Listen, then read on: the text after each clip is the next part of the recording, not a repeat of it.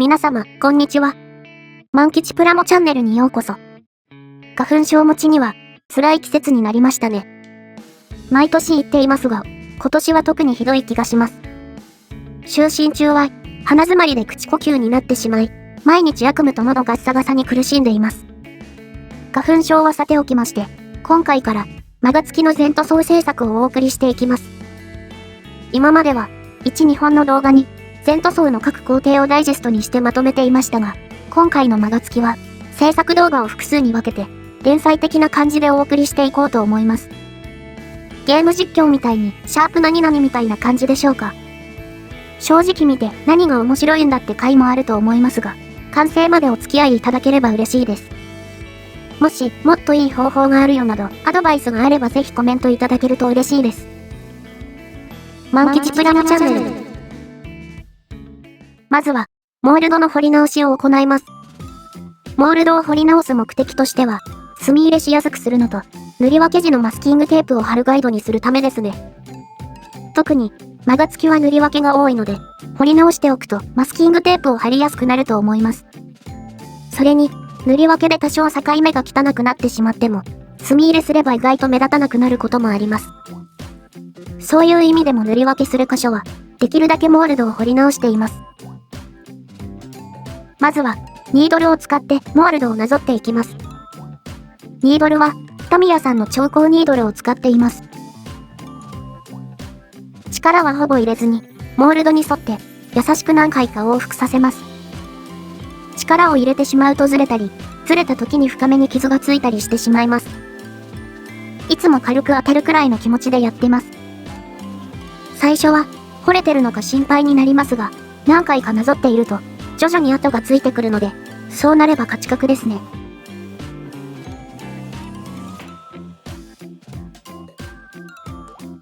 目立たない裏側も彫り直します。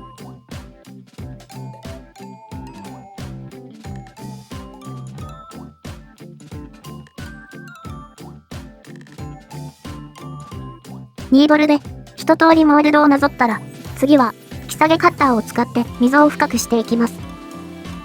こちらはカンナ掛け的なこともできる便利ツールです。普段そこまで深く考えていませんが、どの角度でモールドを彫り直すかで、どんなパーツ分割になっているのか、表現を変えることができるみたいですね。吉本プラモデル部を見てるときに、桜井総統がおっしゃってました。カッターを使うときも、ニードルでの彫り直し作業と基本的には変わりません。同じように力を入れすぎずにカッターを動かします。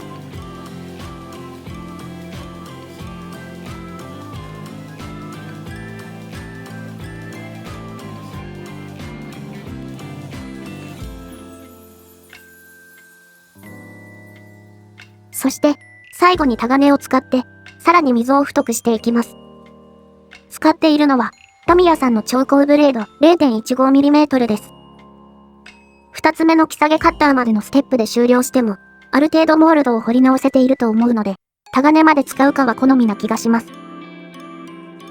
0.15mm を使っている理由は、0.1mm を折った以降、替えを購入していないからですね。0.1mm があれば、そちらを使うと思います。それでは次に、ヤスリやデザインナイフを使って、ゲート処理と表面処理を行います。モールドの彫り直しを先に行ったのは、表面処理後のパーツに傷がついてしまうと直すのめんどくさいからですね。ヤスリ掛けには、ハイキューパーツさんのリタックスティックという当て木を使っています。特殊な粘着テープなので、紙ヤスリを新しいものに交換すれば何回も使えます。個人的な買ってよかったランキング上位に入る便利ツールですね。紙ヤスリは320番、400番、600番と800番を用意しました。800番は当て木なしで紙ヤスリのまま使います。あとは曲面の仕上げ用にスポンジヤスリも用意しています。面出しとゲート処理をまとめるときは、320番くらいから始めることが多いですね。ヤスリを使うときも、あまり力を入れずに削っていきます。徐々に番手を上げていきます。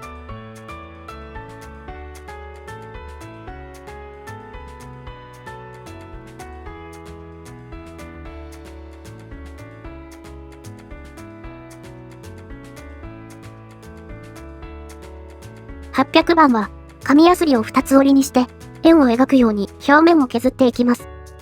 この時になるべく、エッジに当たらないようにヤスリをかけるといいそうです。何かでこの方法がおすすめと見たのですが、どこで見たのか、なぜそうするのか、理由は忘れてしまいました。もし詳しい方がいたら教えてください。ついでに各面にも、軽くヤスリをかけます。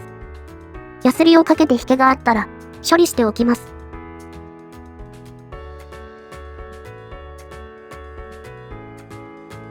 ヤスリを使う以外にも、デザインナイフでカンナがけして表面処理することもあります。平面であればヤスリより、カンナがけの方が処理のスピードが速かったりもしますね。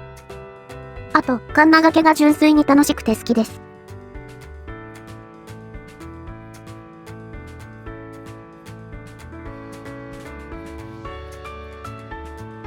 カンナがけの後は、600番や800番の紙ヤスリで、ナイフの傷を消していきます。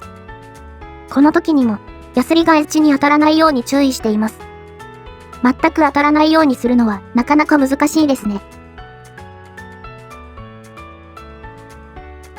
若干引けがありましたが、これで綺麗になりましたね。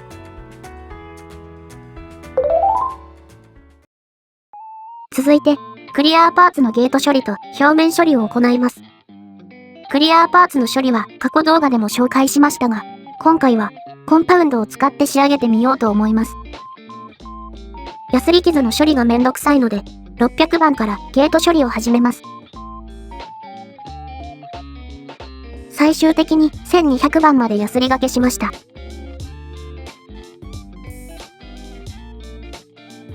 ヤスリがけが終わったらコンパウンドを使って表面を磨いていきます。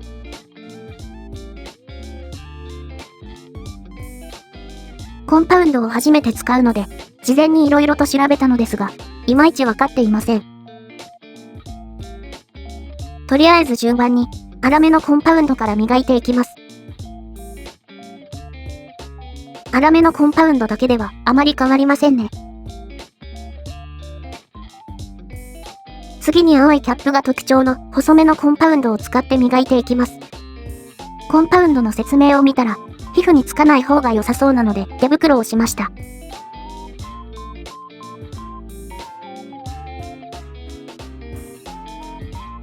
本当に磨けているのかよくわからなかったのですが、なんか綺麗になってきた気がします。最後に、仕上げ用のコンパウンドを使って磨きます。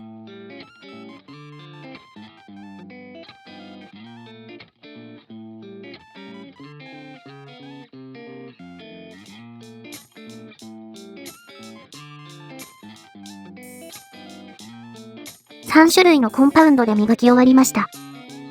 確かにヤスリ傷が消えてピカピカになったような気がします。パーツが小さいので磨くのが結構大変でした。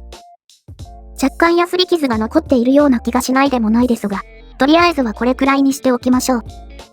この後に透明クリアーを塗装したら、もっとピカピカになるのでしょうか。すべての処理が終わったら、他のパーツと一緒に洗浄しておきますね。